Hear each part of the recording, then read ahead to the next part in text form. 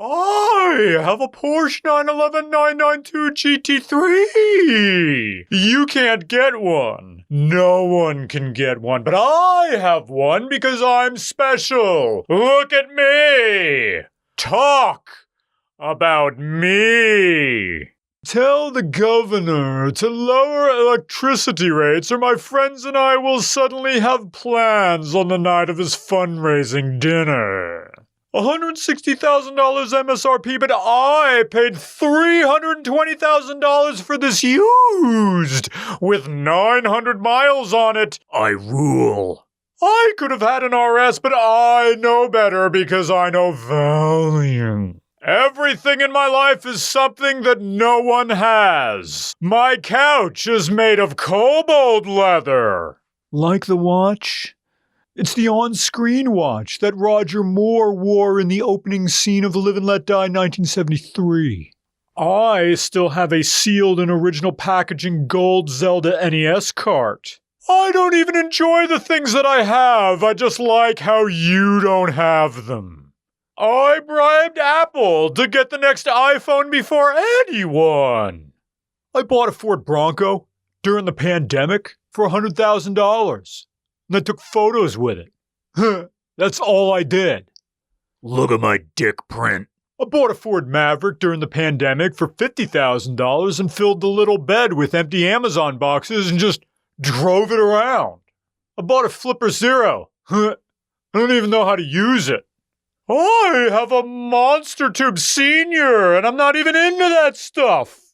I drive a GT3, and I have a folder in my computer that's just labeled Bust Bank. What's inside? Exactly 10 photoshopped pictures of my ass. Porsche 911 992 GT3. I come soft. Here I go! My Porsche is straight piped.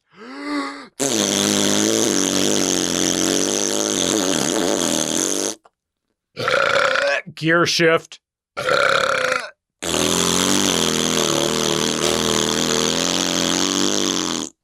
Yeah, that's right. I'm driving right by you. Oh, what do you have? A Boxster? What, you play a Marlin guitar? Me, I have the very same guitar Eric Clapton defecated in while on an ethnic slur bender. Check out my seatbelts! They're yellow! Angels in heaven drop their pants and, with agape mouths, point at my HRE wheels and yellow seatbelts. I'm getting into heaven before you. I've been called a necronaut. I drive a GT3, and I lost my virginity to the opening scene of Glengarry Glen Ross. Oh yeah. My watch costs more than your car. My watch costs more than your car. I'm close. My car costs more than your house. Jam your thumb down my throat. Beneath the one cup holder is where I hide fresh condoms to commit adultery with my shifting hand. 2022 Porsche 911 992 GT3. A curated experience. For me. Silent pipes, noisy pipes. Curated experiences, which this Porsche is, are the traded economy of our hyper-real age. There are 4 main areas or eras of human culture, at least in the Western world. Sorry if that focuses on American and Canada, but it's our area of study. And these culture eras overlap a little. There's no hard and fast beginnings or ends of eras until we get to the 20th and 21st century when world events become unifying. So here's how it breaks down. This isn't for a test, but it's going to help you out. So the Renaissance, approximately 1250 to 1650. Then you have the Enlightenment, which is 1650 to 1804. Now we're moving west. North American Romanticism, 1750 to 1855. Some say it started with the First Continental Congress in 1774. Now we have North American Realism. Starts hard and fast with the beginning of the American Civil War in 1861. Modernism begins with World War I, 1914 to 1945. Postmodernism, 1945 to 2020. Begins with the Trinity test. You all saw Oppenheimer. Now hyperrealism, 2020 to present. Begins with the pandemic. And when scholars track the next age, they will reference regular car reviews for being the first to canonize the end of postmodernism and the beginning of hyperrealism. Yes, I can hear your English department head waving their arms around the room. Yes, hyperrealism is an offshoot of postmodernism, and yes, the concept has been around since at least 1970. Just like realism is really just modernism running with a carburetor and a single cam, while postmodernism is the improved model with port fuel injection and double overhead cam. But I argue right here that the pandemic ended postmodernism and the awful dance between reality and fiction. Yes, reality and fiction blended and swapped places in postmodernism, i.e. things fall apart, the Barbie doll, G.I. Joe, trickle-down theory, lost the real-world Jersey Shore, haha, fucking Go-Gurt. But bystanders knew, at least on some level, that the media they consumed was fantasy, even when the consumable media was a simulation of reality. LARPing, WWF, the Sturgis Harley-Davidson rally, paintball, the XFL. However, after March of 2020, individual capital I, the individual's reality and fantasy compacted, pressed together, thanks to the shelter-in-place laws, social distancing, takeout only, etc. The only reality left was a simulation of the individual's past life, such as rewatching The Office and imaginary yet tangible fantasies like VR chat and QAnon. Post-2020, neither the representation or the real capital real, remain. All there is now is hyperreal. So, in car terms, the real, as we knew it, is the air-cooled era of the 70s. We're talking about Porsches. So a real Porsche is an air-cooled one from the 70s or earlier. Now you have references to that real, which was the water-cooled era of the 1990s. Now, 25 years later, the air-cooled 1970 cars are all behind glass. You can't get them. You can't touch them. You can look, and that's it. You can't drive them. They're hidden in collections. The representations of those real things, the water-cooled 1990s 911s, all they do now, they don't drive.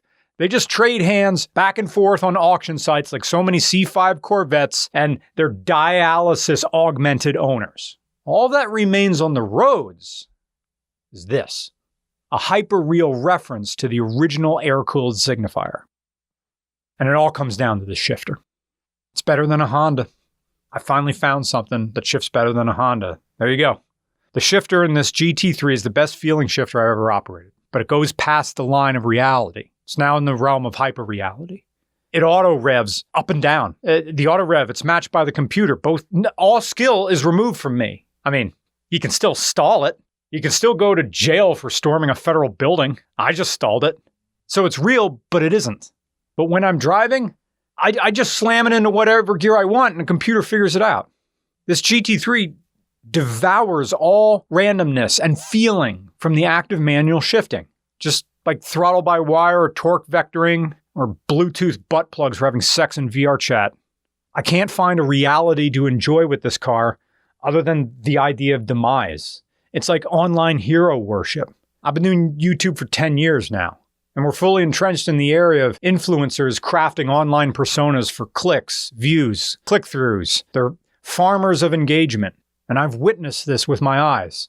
When the phones are down and the cameras are turned off, the person is reserved and normal. Quiet, even. Then when the red tally light is on and phones come up comes the energy like Krusty the Clown. And when we had 2 years of this, From 2020 to 2022, globally, citizens without a mattress of media theory and cultural criticism, I mean basic 200 level class no longer had the ability to separate the person in the 16 by 9 rectangle, or 9 by 6 or 1 by 1, from the ugly bag of mostly water when the camera turned off.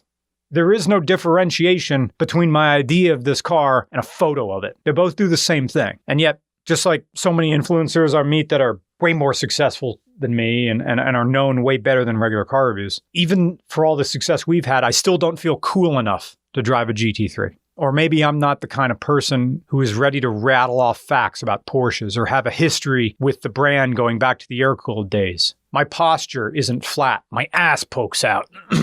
My lower spine bends forward. I have to make physical effort like I'm doing right now to stand up straight. Hips forward, shoulders back, chest out. My teeth aren't whitened. I don't have that money jawline to drive this. My body odor doesn't smell like father material combined with I can get strange whenever I want. I just want to work on my own projects and be in the same room with you, but we don't have to face each other.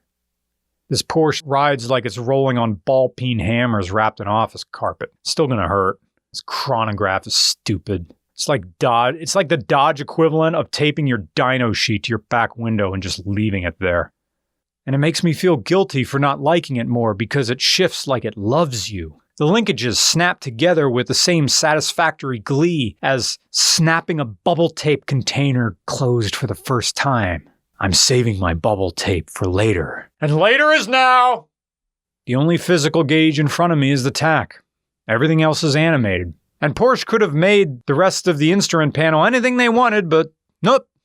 Still the same 5 circles. Or the same theme of 5 circles, at least.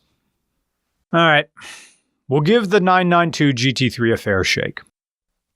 The GT3 name has been around since the first-gen Porsche 996 back in 1999, keeping its identity squarely in the motorsports realm, as the GT3 was basically a race car that kept weight to a minimum. But for a production car, people are going to want options. They're going to want sound deadening. They're going to want creature comforts. Fast forward 22 years, and Porsche unveils the 992 GT3, a car that apparently makes the same power figures as the generation it was replacing, but with efforts to reduce the weight as much as possible, while not sacrificing the luxury in the bargain. The body is wider, but the glass is lighter, and so are the engine mounts. And this is without even getting into the carbon fiber components all around this thing. And even if power figures are mostly the same, you're still going to end up with something that corners and carves and does all the things a motorsport-geared Porsche is supposed to do, as seemingly evidenced by the new double wishbone race car front suspension and stuff like recalibrated rear suspension and active rear-wheel steering. It seems clear that it's not intended to be a show-off Porsche so much as something more personal, for the benefit of the driver and their experience. And yet, it's still hard to imagine a Porsche doing anything less than serving as a show-off car. A peek into the verdant color of the other side's lawn. Yes, Porsches are fun, but in the larger universe of the auto industry, it's a placebo. It's here to satisfy the evolutionary need to acquire, to possess, to have a beautiful thing that announces your importance to the world. A thundering signifier that you can afford to possess things that serve no utility in your life besides the occasional fair weather thrill. Engine. It's in here somewhere. You can't look at it. You get the one little flap. That's it. All engine work has to be done from the bottom. Drop my engine and pay my bills. You get a 4-liter, horizontally opposed, naturally aspirated flat 6, making 502 horsepower and 346 pound-feet of torque, matched to a 7-speed, automated manual on a rear-wheel drivetrain. It's an athlete with every natural gift God can give, except for the wisdom of how to put those gifts together into a package that realizes all the potential. It's fast, but not as fast as you might think. It handles well, but that's not news. It looks great, but, well, maybe it's prejudiced against Porsches to say so, but this kind of looks indistinguishable from a lot of modern Porsches. Feels just like wealth hoarding. Or worse, experience hoarding. Its value is in how it excludes people who can't afford the experience. If you're a dragon on the lonely mountain, the 992 is the pile of gold resting underneath you while you sleep. Of course, the generalization isn't about any one particular person, but more of an overarching analysis of what happens in the more wealthy sections of the car community. Possessions are something we typically don't like using to define us as individuals, but that's all they really do, whether we like them to or not. Because what we have is part of the building blocks of our identity. We possess things because we want them, yes, but at a subconscious level, we like the things our possessions tell the world about us. But then if that's all there was to it, then why would so many classic car owners and luxury car collectors hold on to their possessions in the absence of any other use in their life? It's simple. And you see it with people up and down the psychological gradient, from hoarders to scrapbookers. Possessions cement our sense of stability. They plant us firmly in a continuous familiar world. There is comfort in things that are ours, things that belong to us and no one else. You can't have them, and even if you could, they wouldn't be anywhere near as good because my stuff's special. Sure, maybe that's part of it. But there's also, you can't have them because they'll never mean to you what they mean to me. Your stuff is special because it actually is special. It's special because it's yours. I know that's using a word to define itself, but people may desire it for themselves, but it would mean something different to them, even if only in small ways. Porsche 992 GT3. The official car of starting a family just so you have people to write out of the will. To some, a thing's value is tied to its ability to exclude others, but value is subjective, especially on Christmas, the holiday for things, and stuff, and the meaning behind it, and the lack thereof. The weight behind gifts and how thoughtful they are, how useful they aren't, and how long the high of receiving them lasts, spoiler alert, tends to not be very long. However, the memory of that high can last forever because it was important to that individual in that moment. Again, value is subjective, or nothing would ever need to be appraised. But the person appraising your thing's value can never be you, because you'll always value it above markets, both fiscal and emotional. I guess this is all just a roundabout way of saying that it's okay to value things, to want things that will be meaningful to you. There's nothing inherently wrong with acquisition for its own sake. But this Porsche feels less universal and more personal. It's a hell of a car, but not special in a comprehensive way, if that makes sense. I don't feel like this is any more Porsche than most of the Porsches I've already driven. While that may sound like a condemnation, it's not. Getting to drive Freddie's cars was a nice Christmas gift for Roman and myself. He's a good friend. But in the continuity of Porsches we've driven, it's a nice experience, but it's not necessarily for keeps. Silent pipes, noisy pipes, whistle tips, racing stripes, mark for golf for a Honda Accord, mods like turbos and Lambo doors. Are those lights the police? Are those lights the police?